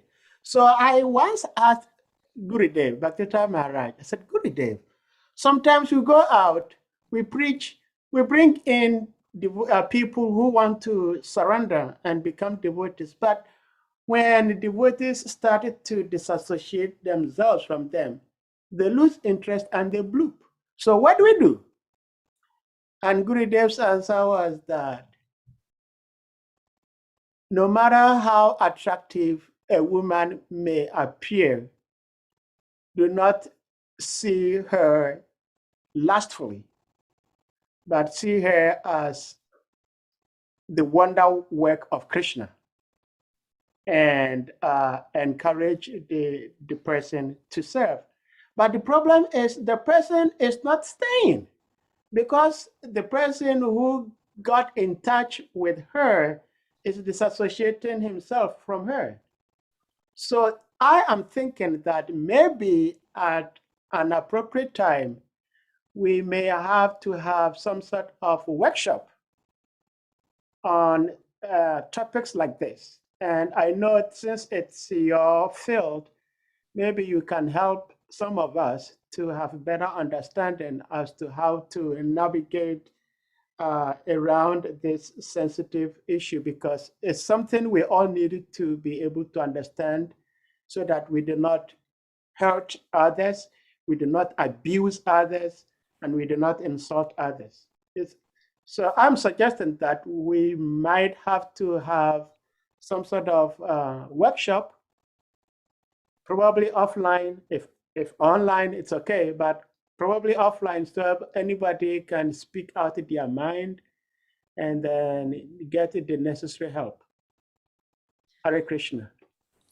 Yeah, thank you, Saha. Yeah, that's a challenge, not just for men, it's also a challenge for women. You know, I mean, both, I believe Srila Prabhupada, you know, he gave us this huge, enormous task of bringing others to Krishna consciousness and keeping ourselves in the fast track lane, you know, which it sometimes can be very challenging. Like you said, you know, someone may come and they may have some attraction to you. And then you know, you realize that, and you understand that what you're trying to do is nourish them in bhakti. At the same time, they're coming from, you know, their material conditioning, which means they have some desires to enjoy. And you know that you need to sort of redirect them. So in most cases, it's important, you know, from what I've seen in my experience, to do that in the very beginning, is to redirect those persons to someone that could care. If you're married, then if it's a lady, then you direct them to your wife. You know, if you're not married, then there's always some lady in the temple that you can direct them to, so that those persons can nurture them a little more. It doesn't mean you take yourself completely away. However, they will get an understanding that, oh, there is some system. Just as Ganga Prasad was saying, there is some system. There is a way that we preserve the sanctity of the institution, or just the sanctity of connecting in relationships. They will also learn. So many people have learned like that. Oh, wow, there's some guidelines in how you interact with each other. I don't think we ever have to take away our caring. You know, that's where, you know, we in an institution, as you nicely said, it requires education to not think we have to just take everything. Now I just have to, you know, disconnect myself. I have to go into avoidance. And then, so where's the care for the person? You know, if we then just become like, oh yeah, I brought you here, but now guess what? I'm invisible. I'm invisible. You know, most people don't understand that. The false ego cannot take that, you know? So we got to carefully, but Guru Maharaj was expert at doing this, very expert. I mean, in many cases, he used me in a lot of situations to just kind of redirect people, you know, that would often come and have attraction to him, a spiritual master. And he would just let me be the person that would, you know, somehow, it wasn't that he took himself away, you know, he would still be in the background somehow, and he would let himself be known somehow, but he did it very expertly. So these people would always know still that, oh yeah, this connection is coming from him. However, he used somebody else to do that. So that I believe requires training, like you said. Yeah, it does require training. And it is happening, like it does happen, because we become impersonalists. You know, our institution is an institution of personalism. So if we take away our personalism, then what do we have? We just have an institution that's just full of impersonal people. At the same time, though, simultaneously, we need to always be checking with ourselves. We got to check in with ourselves. And we never can just say, oh, no, it's not about lust. You know, there's always some, I mean, even if there's no lust, we always say to ourselves, you know what, I'm conditioned by lust.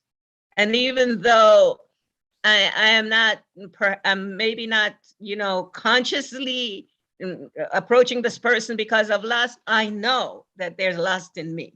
If we accept that premise, then when we deal with people, that will kind of give a gateway, will give us a gateway to be able to be honest, you know, of honesty with that other person. Because in the background, we're conditioned by lust. That's why we're here in the material world. We know that, we understand that. And really, to be honest with you, sometimes people in the material world can be very attractive. Sometimes, not all the time, but sometimes. Very Yeah, you got that. Totally. Absolutely. We get it. Totally.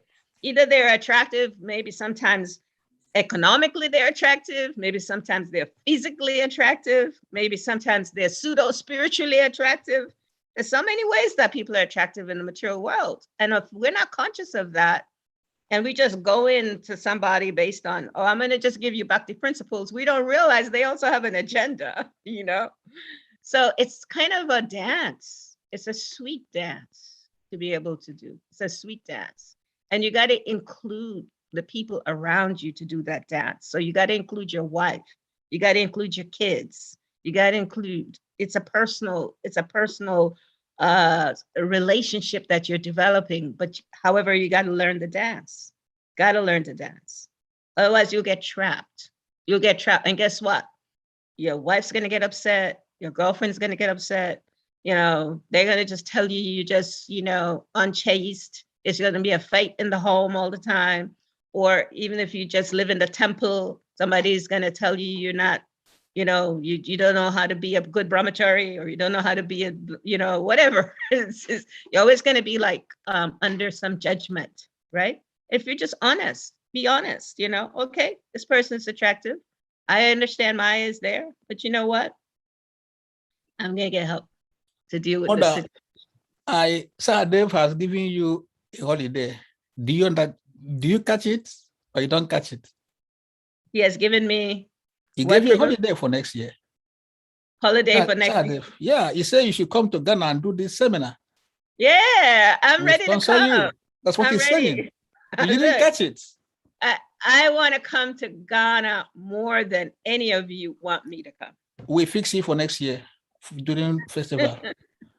If you agree. And then I want to go swim in Lome. June, July next year. If you agree to come next year, we fix you, get you there during festival. All right. I'm ready to come.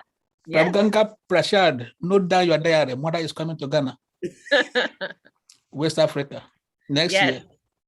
And we will arrange so that we can hear you. And also Kusha Prabhu, we want to be thinking about you in marriage, so protecting some needed female. Who is the unfortunate lady? We'll talk. Who is the unfortunate person that want to marry me? Don't worry. Whether she's unfortunate or not, we will see by that time, but we are going to get you married. Look, Hare Krishna, please, Devotee, I'm sorry. Let me share this I don't know how to give the appropriate adjective, but Mother Vrajalila is sitting here talking the way she's talking. But there is one other side of her that most of you don't know. And I will share a little bit with you. There was a time we had Rathayatra, and a devotee friend of mine, of course, she's my god sister. She had preached to another lady, and she had brought her to the temple. So she introduced her to me, and I was talking to this lady. And not knowing, Mother Vraj had observed that I had spent so much time with this lady. Oh, Krishna. Mother Vrajalila came and then she pardoned this lady. He says, you know, this guy you've been talking to, he's a married man. And that's the wife sitting next to him. And then the lady said, oh, okay. But, well, I felt bad, you know, because, I mean, in my mind, in my heart, I didn't have any, I'm nobody, but at that point, I didn't have any lasting desire for this lady. But the way Mother presented it, the way Mother presented it was like, you have to be careful with this guy. He's already married, you know, and this is the wife. The wife is sitting here watching both of you talking. And so the lady said, oh, okay. And in a matter of a minute or so, the lady left me. And I was thinking, oh my God, how would this lady see me? This lady might think, oh, this guy maybe cheating on the wife. But that is Mother Brad. She will, if she has to police you to make sure that you are in the safe zone, she will do that. So don't think she's so liberal. Mother Raj, I'm sorry. That's fine. I You know, slipped out. Sahadev, Sahadev, you have a saint for a wife. Your wife is a saint. And actually, most of the devotees, the males in Africa, they have saintly wives, very saintly wives. We are lucky. Yeah. Very fortunate, very, very fortunate. And yes, as I said, you want to have that premise within yourself, always, every male. That's what Prabhupada is saying in his purport, right? He's saying, we don't want rascal men. So you got to always be thinking, you know, I have come out of a society of being a rascal man. And so therefore, I always want to remember that when I approach a woman. You know, some things are very subtle. If you speak to a woman longer than, I don't know, 10, 15 minutes and not turn them over to your wife, yeah, there's a question.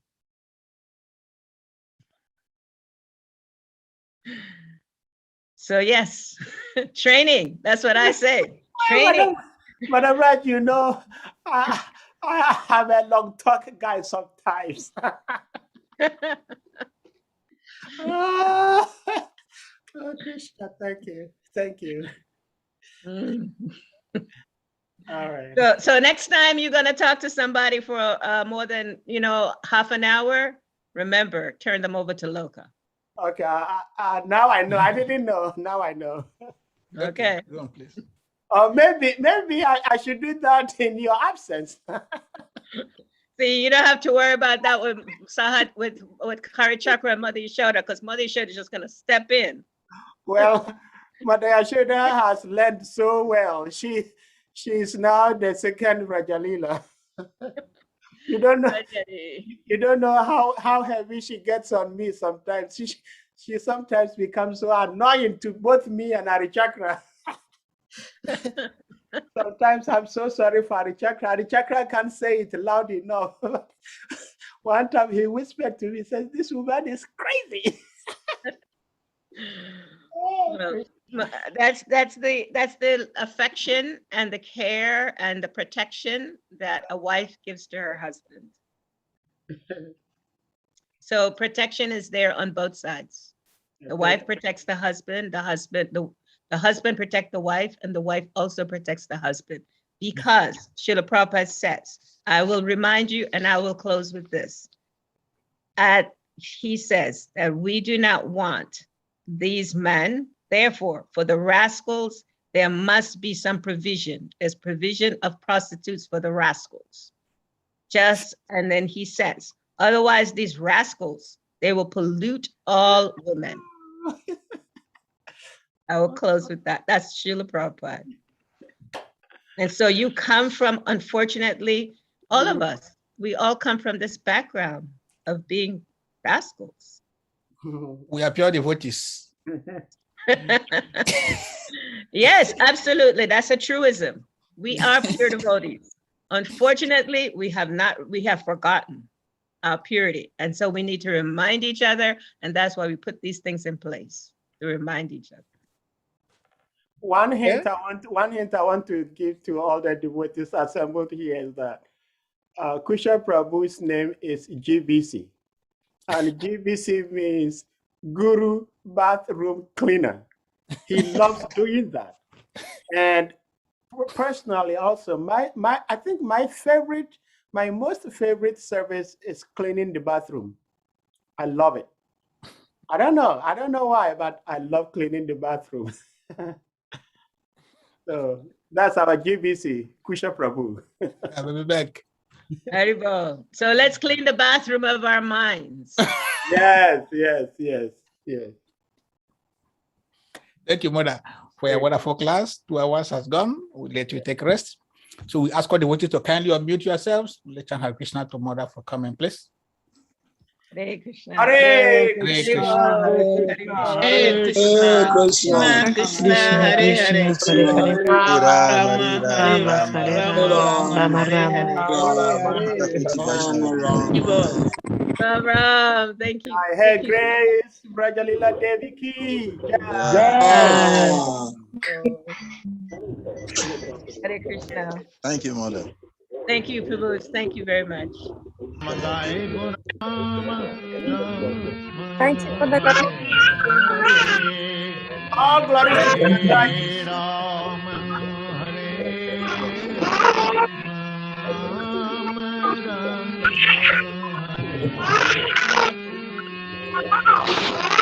Hare Krishna, Hare Krishna, Krishna Krishna, Hare Hare, Hare Krishna, Hare Krishna, Krishna Krishna, Hare Hare, Hare Rama, Hare Rama, Rama Rama, Hare Hare.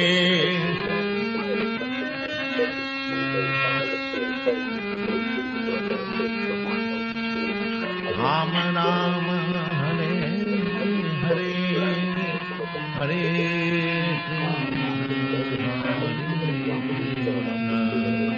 Krishna, Krishna, Hare Hare, Hare Krishna.